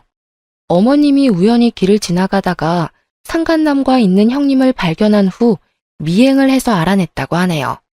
그 충격에 어머님은 쓰러지신 거고요. 전 이 사실을 듣자마자 저 혼자서 형님이 있는 집으로 찾아갔습니다. 아주버님 댁으로 가니 형님이 안절부절 못한 상태로 있더라고요. 형님은 제가 찾아온 걸 보고 놀랬는지 식은땀을 흘리더군요. 형님, 저 다 알고 왔어요. 그 아이 다른 남자 아이라면서요? 형님, 아니, 야, 너 정말 간도 크다. 어떻게 바람 피고 있는 주제에 친정 부모까지 팔아가면서 나한테 돈을 빌릴 생각까지 했니? 미안하지도 않아? 어? 지금 너 때문에 우리 시어머님 쓰러지셨어. 이거 어떻게 책임질래? 동서, 내가 정말 미안해. 제발 동서만이라도 내 입장 이해해줘. 나 지금 너무 무섭고 정신이 하나도 없어. 그건 너 사정이고 이제까지 어린 주제에 싸가지 없이 기어오르길래 뭘 믿고 일어나 싶었는데 그냥 못 배워서 그런 년이었구나. 어떻게 하면 그렇게 뻔뻔할 수 있는 거야? 됐고, 나한테 빌려간 2천만 원이나 돌려줘. 벌써 2천만 원 다 쓴 거 아니지? 나 그 돈 없어. 지금 돌려주고 싶어도 이미 다 쓴 상태야. 나한테 시간을 줘. 앞으로 동서가 하라는 일 다 하면서 살게. 그러니까 한 번만 봐줘. 너 이번 달 안으로 나한테 빌려간 2천만 원 갚아. 그리고 오늘 내로 우리 시댁 부모님한테 가서 모든 일 설명하고 사죄해. 알겠어? 이날 저한테 무릎까지 꿇고 사과를 하더라고요. 당장 돈이 없다는 거, 돌려줄 돈이 없다면서 불쌍한 척은 다 하는데 전 그런 형님의 모습이 눈에 들어오지 않았습니다. 전 그런 형님한테 욕을 하면서 제가 이제까지 담아둔 모든 일들에 대해서 다 털어놓게 됐어요. 형님은 웬일로 그런 이야기를 듣고도 묵묵히 듣고만 있는지 예전 같으면 이런 말 들으면 맞대응을 했어야 했거든요. 그리고 제 말대로 형님은 그날 시댁에 찾아가서 눈물 콧물 흘리면서 두 손 두 발 다 빌고 사과를 했다고 하는데요. 그때 시어머님은 형님의 뺨을 때리며 입에 담을 수 없는 욕까지 퍼부었다고 합니다. 전 아이 때문에 그 상황을 전부 목격할 수는 없었지만 남편 말로는 그날 형님 아이가 유산이 안 된 게 용하다 싶을 정도였다고 하네요. 형님이 어머님께 맞고 있는데도 아주버님은 말리지 않았다고 하네요. 아주버님이 가족 중에서도 제일 큰 피해자인데도 크게 화를 내지 않았다고 합니다. 그냥 어머님께 맞는 것만 지켜볼 뿐. 이날 이후로 아주버님과 형님은 이혼 소송과 함께 상간남 소송까지 진행했어요. 이와 동시에 형님은 당연히 집에서 쫓겨났고요. 아주버님이 형님과 이혼을 하지 않을 거라고 생각했는데 의외로 단호하게 이혼하셨어요. 처음엔 형님이 아주버님께 엄청 사과하고 매달렸다고 하는데요. 근데 아주버님은 단호하게 이혼하자고 통보했어요. 아주버님과 이혼하고 난 뒤 상간남과 같이 살고 있다고 들었어요. 형님과 같이 살고 있는 그 상간남은 제정신이 아닌 사람처럼 보였습니다. 우연히 상간남을 본 적이 있었는데 완전 양아치 같은 느낌이 물씬 느껴지더라고요. 예전에 전적을 들어보니 사기 전과로 한 번 감옥에 다녀온 적이 있다고 하네요. 그런 남자가 뭐가 좋다고 같이 살기까지 할까요? 그 일이 있고 난 이후 6개월 정도가 지났을 무렵 아주버님은 이혼과 상간남 소송이 잘 해결됐어요. 다만 제가 빌려준 2천만 원만 돌려받지 못한 상태였는데요. 제가 만삭일 때라서 아이 낳고 받아야 되겠다 마음먹고 있던 찰나에 형님의 사망 소식이 들려왔어요. 너무 뜬금없이 형님의 사망 소식 연락을 받아서 정말 놀랬었어요. 머리가 멍하더라고요. 알고 보니 형님께서 자연분만으로 출산을 하다가 출산 중 경련이 일어나 돌아가셨다고 하는데요. 형님의 친정 어머니께서 직접 연락을 주셨었어요. 전 그때 임신하고 있던 중이라서 장례식장에 가진 못했었지만 시부모님 그리고 아주버님은 장례식장에 다녀왔어요. 남편 말로는 장례식장에 상간남은 없었다고 하네요. 알고 보니 상간남은 출산을 하던 중 잠수를 탔다고 하네요. 원래 같이 살고 있을 때부터 사이가 좋지 않았는데 아이까지 책임지기 싫은 나머지 형님의 출산 중 도망갔다고 하더라고요. 그런 남자가 뭐가 좋다고 아이까지 낳으려고 했는지. 장례식을 마친 후 형님의 친정어머니께서 저희 부부한테 연락을 한 뒤 찾아왔었는데요. 어쩐 일로 오셨어요? 이렇게 갑자기 찾아와서 미안해요. 우리 딸이 그렇게 못된 짓을 하고 다닐 줄은 몰랐어요. 저도 얼마 전에 알게 된 사실이었고요. 딸 아이가 출산하기 전에 저한테 말해주더라고요.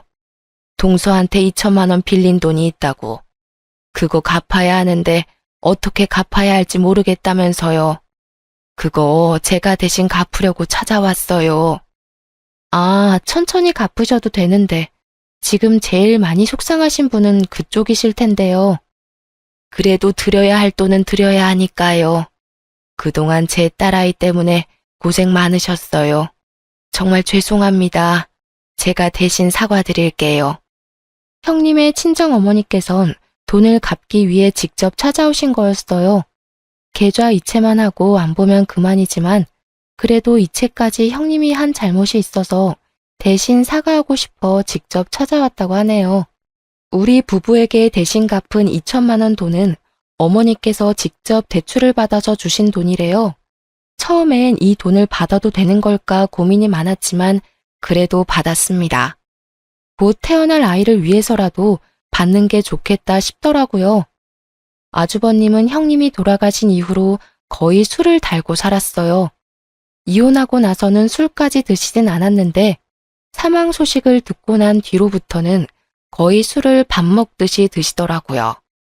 그런데 산부인과에서 보호자로 등록이 된 아주버님께 연락이 갔다고 하는데요. 알고 보니 아이는 살아있었더라고요. 아이를 데려가라는 연락이 왔었다고 합니다. 사실 그 아이는 상간남의 아이라서 아주버님이 데려갈 의무가 없지만 아주버님은 아이가 무슨 죄가 있냐면서 결국 산부인과에 방문했었는데요. 엄마, 나 이 아이 꼭 키우고 싶어. 너 미친 거야? 그 미친 계집애 데리고 살았던 것도 모자라서 애까지 대신 키운다고? 당장 보육원 보내. 이 핏덩이를 보육원에 어떻게 보내? 이 아이가 뭔 죄가 있다고 그래. 나 한번 이 아이 키워볼게. 엄마 한 번만 봐줘. 어? 살면서 엄마 속 썩여 본 적이 없는 놈이 최근 들어서 다 썩인다 썩여. 너 마음대로 해. 그 대신 이 아이 내 눈에 절대 보이게 하지 마. 내 손자라고 절대 생각 안 한다. 시부모님은 당장 그 아이 보육원에 보내라고 강하게 나가셨는데 아주버님은 그 아이를 키우기로 결정했어요. 아주버님은 아이라도 키우지 않으면 다시 살아갈 의욕이 없을 것 같다고 하셨어요. 희한하게도 아주버님은 아이를 키우면서 본격적으로 일을 다시 하기 시작하셨어요. 낮에는 택배 일을 하고 있으며 밤엔 대리기사로 일하고 계세요. 아무래도 아이를 키우다 보면 여자의 손길이 필요하기도 하잖아요. 그래서 제가 가끔씩 낮에 육아도 도와주고 그러고 있어요. 집안에 여자가 잘 들어와야 한다는 말이 있잖아요. 전 그 말이 정말 맞는 말인 것 같아요. 역시 어른의 말은 틀린 게 없다고 봅니다. 가끔 아주버님을 볼 때마다 너무 불쌍한 것 같아요. 형님이 하늘나라로 가게 된 건 정말 안타깝게 생각하지만 도대체 왜 그랬는지 다시 한번 더 물어보고 싶은 마음이 들어요. 전 빌려간 2천만 원도 돌려받고 아이도 잘 출산하여 잘 키우고 있습니다. 이쁜 딸을 낳아서 키우고 있는데 다행히 절 닮아서 너무 곱네요. 시어머님도 매우 좋아하시고요. 고생이랑 고생을 다하고 사셨던 우리 시부모님 속 썩이는 일 없도록 잘 지내볼 생각입니다. 제 긴 사연을 들어주셔서 정말 감사합니다.